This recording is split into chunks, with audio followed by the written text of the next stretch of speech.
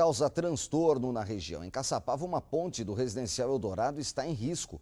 A Defesa Civil monitora e homens do Departamento de Obras da Prefeitura estiveram no local para fazer os reparos. Na região central da cidade, o córrego que passa pela Avenida Brasil, próximo à rodoviária, está com nível acima do normal. Em Cruzeiro, esta tarde, foram registradas quedas de árvores e destelhamento em residências, na região central. Não houve vítimas. Vamos saber agora o que diz a previsão do tempo para amanhã. Áreas de instabilidade formadas pelo calor e a umidade da Amazônia mantêm a condição para chuva forte sobre o vale, litoral e serra. As mínimas amanhã chegam aos 15 graus em Santo Antônio do Pinhal, 19 em Lorena, Pinda e em Jacareí.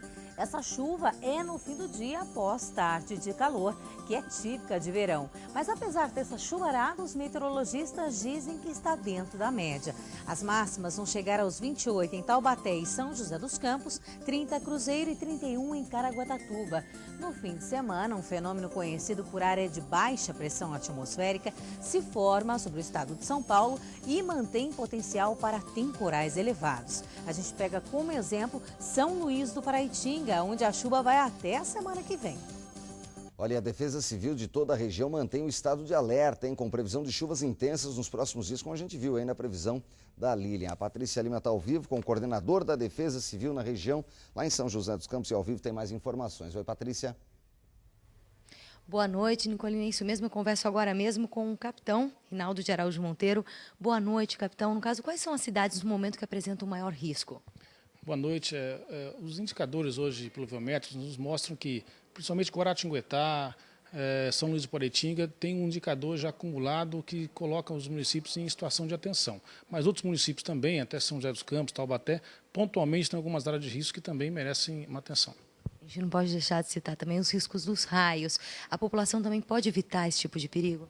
Claro, nós estamos em trabalho em parceria com as coordenadorias municipais de defesa civil, fazendo uma divulgação para melhorar a conscientização das pessoas para não se colocar em risco potencial de receber uma descarga elétrica, porque a nossa região, infelizmente, é uma das principais aí do Brasil na incidência de descarga elétrica. Como que é feito o trabalho preventivo? Há um número de efetivo adequado para combater aí os possíveis danos das enchentes? Sim, inicialmente atua as coordenadorias municipais, mas também a Polícia Militar é um órgão nato da Defesa Civil, o Corpo de Bombeiros, tem contato com o nosso comandante, Coronel Messias, nos colocou à disposição todo o efetivo da Polícia Militar da região, dos 39 municípios, para atuar em alerta, em apoio aí às defesas civis municipais, principalmente nas demandas emergenciais.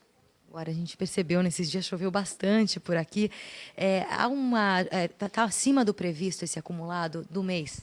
Ainda está numa média, mas a zona de convergência do Atlântico Sul começa a atuar, está parada na nossa região, e isso deve levar uma atenção a mais. Por isso que os nossos policiais militares em todos os municípios também estão em alerta, em atenção para apoiar os municípios, numa demanda emergencial. Então devemos ter até nesses dias aí um acumulado um pouco acima da média aí para as chuvas na região.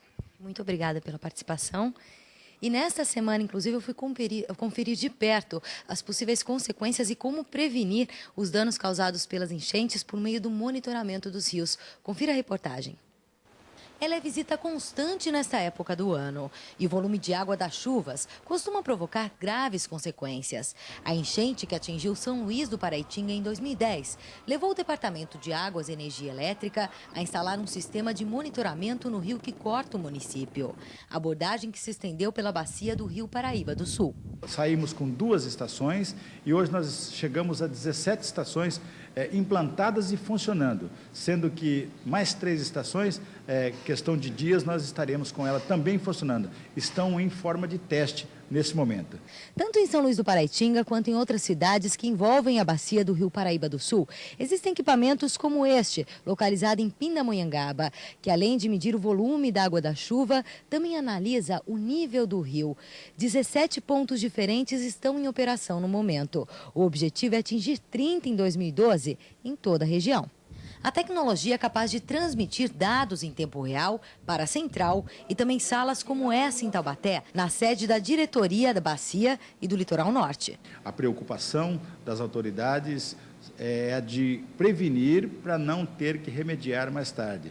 Ou seja, nós temos condições hoje, através do SAISP, que é o sistema de alerta à inundação de São Paulo, prever uma chuva com antecedência de 6 horas, prever se ela estiver contribuindo num determinado ponto, o tamanho dessa chuva, a quantidade de água que está caindo e, em função disso, a gente prevê qual é a possível lâmina d'água que vai ocorrer nesse curso d'água no setor de jusante dessa bacia. Análise das emissões de alerta colhidas pelo radar colaboram diretamente com a ação preventiva executada pela Defesa Civil. A minha procura de conhecimentos com eles aqui é muito grande e muito constante, para que eu possa colher dados que venham fazer com que eu faça um trabalho preventivo na Defesa Civil do município.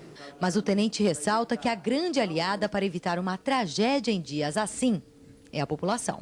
Fiscalizem as ruas, não deixando lixos, verificando as bocas de lobo, porque Taubaté, por ser uma cidade antiga, as galerias são do volume pequeno. Então, às vezes, ela não comporta aquele volume de água. Mas se manter ela limpa, se a própria pessoal daquela rua fizer a fiscalização dela, com certeza ela vai evitar uma inundação futura. Veja em instantes aqui no Banho de Cidade. Uma reportagem sobre a vida de uma mulher que na década de 90 teve quadrigêmeos em São José dos Campos. Você não pode perder. A gente volta já agora às 7h10.